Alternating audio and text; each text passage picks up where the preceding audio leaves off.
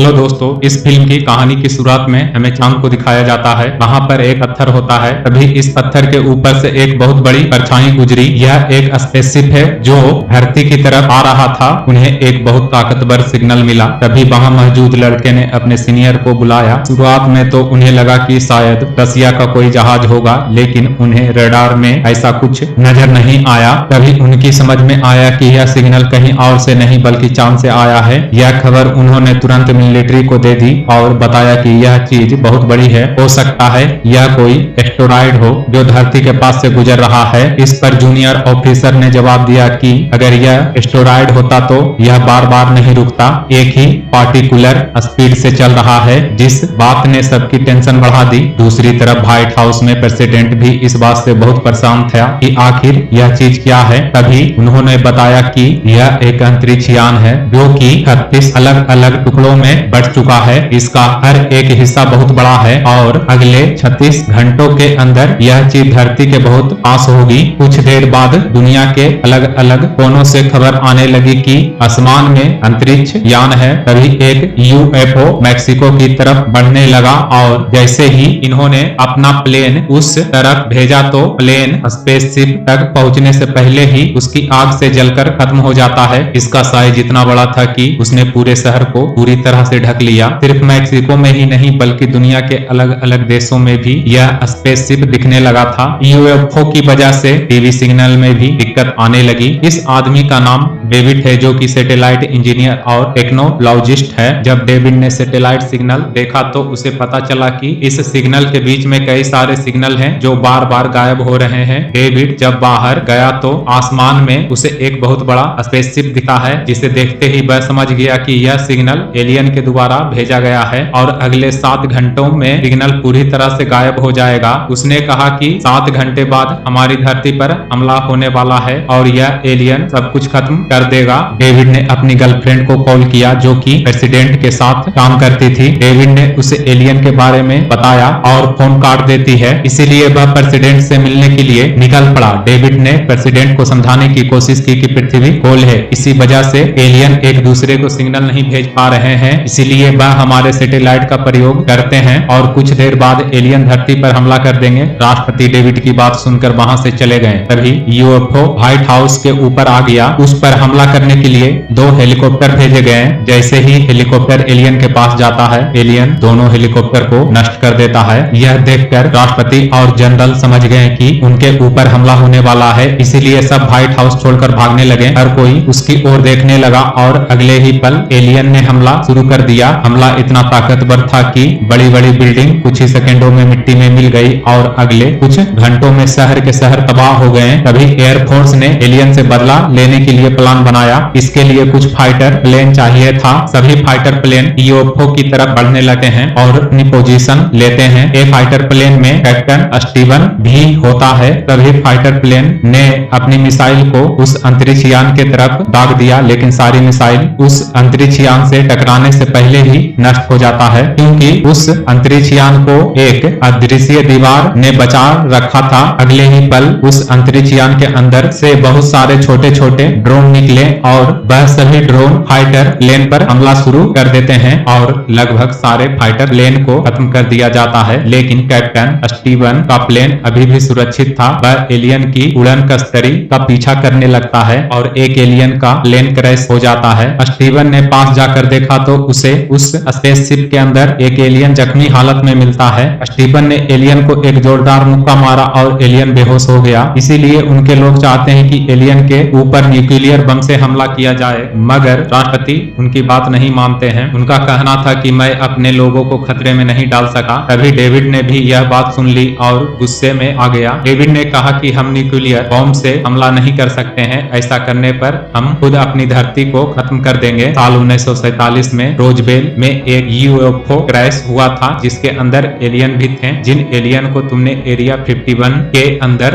दुनिया से छुपा कर रखा है, उसकी इस बात के बाद सभी लोग एरिया 51 पहुंचते हैं, जहां धरती के नीचे एक बहुत ही बड़ा लैब होता है। आज भी यहाँ वह एलियन यूएफओ मौजूद है। साइंटिस्ट ने प्रेसिडेंट को बताया कि हम पिछले कई सालों से इसे ठीक करने की कोशिश में लगे हुए हैं। हालांकि हम इसके बारे में काफी कुछ समझ गए हैं, लेकिन इसे दोबारा से से ठीक कर पाना हमारे बस की बात नहीं है, मगर पिछले 24 घंटे से जब से धरती पर अंतरिक्ष यान आया है यह अपने आप एक्टिव होना शुरू हो गया है। राष्ट्रपति ने डेविड से कहा कि तुमने इनके सिग्नल को समझा था, अब तुम ही इसे डिकोड करोगे। दूसरी तरफ कैप्टन स्टीवन एलियन को पैराशूट में बांधकर आगे बढ़ने लगा, तभी अचानक उसे कुछ ट्रक दिखाई दिए। ट्रक में बैठे इस आदमी का नाम रसल है, जो आज से 10 साल पहले वियतनाम की लड़ाई में जहाज उड़ा चुका था। अब कैप्टन स्टीवन उस एलियन को लेकर आगे बढ़ा। वहां सभी लोग एक बेस पर पहुंचे। दरअसल स्टीवन ने जहाज उड़ाते हुए इस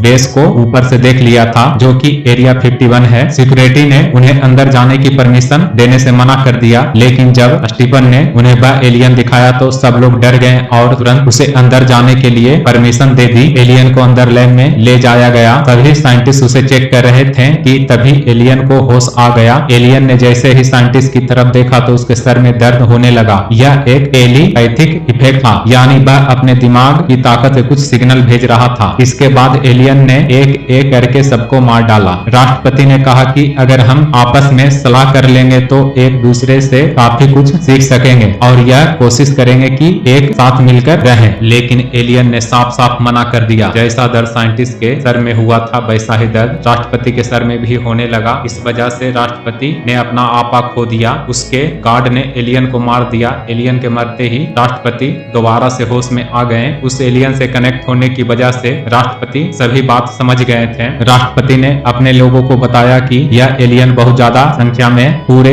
अंतरिक्ष में फैले हैं। यह एक प्लेनेट से दूसरे प्लेनेट पर जाते हैं और उनका टारगेट होता है उस प्लेनेट को बर्बाद कर देना। न्यूक्लियर हमले के अलावा अब कोई दूसरा चारा नहीं बचा है हमारे पास, इसलिए उन्होंने उस अंतरिक्ष यान के ऊपर न्यूक्लियर हमला करने का आदेश दे दिया। लेकिन उस अदृश्य दीवार ने अंतरिक्ष यान को न्यूक्लियर बम से भी बचा लिया। अभी कैप्टन स्वीडन हेलीकॉप्टर लेकर शहर चले गए अपनी बीवी और बच्चों से मिलने। वही डेविड भी न्यूक्लियर अटैक वाले फैसले से बहुत नाराज हुआ, लेकिन डेविड ने शराब कुछ ज्यादा ही पी लिया। तभी उसके पिता वहां आकर उसे समझाने लगे, लेकिन डेविड कुछ भी नहीं समझना चाहता था। उसके पिता ने कहा कि तुम अपने कपड़े ठीक करो वरना तुम्हें ठंड लग जाएगी। यह सुनते ही डेविड के दिमाग में एक आइडिया आया और वह उस उड़न कस्तरी के पास गया जो 1947 में क्रैश हुई थी। वह अंतरिक्ष यान अचानक से एक्टिव हो गया था। डेविड ने अंतरिक्ष यान के अंदर एक कोल्ड ड्रिंक रखा और ऑफिसर से गोली चलाने को कहा। जब ऑफिसर ने गोली चलाई तो उस अदृश्य दीवार की वजह से गोली कैन को नहीं लगी। तभी डेविड ने कंप्यूटर में कुछ बटन दबाए और कहा कि अब गोली चलाओ,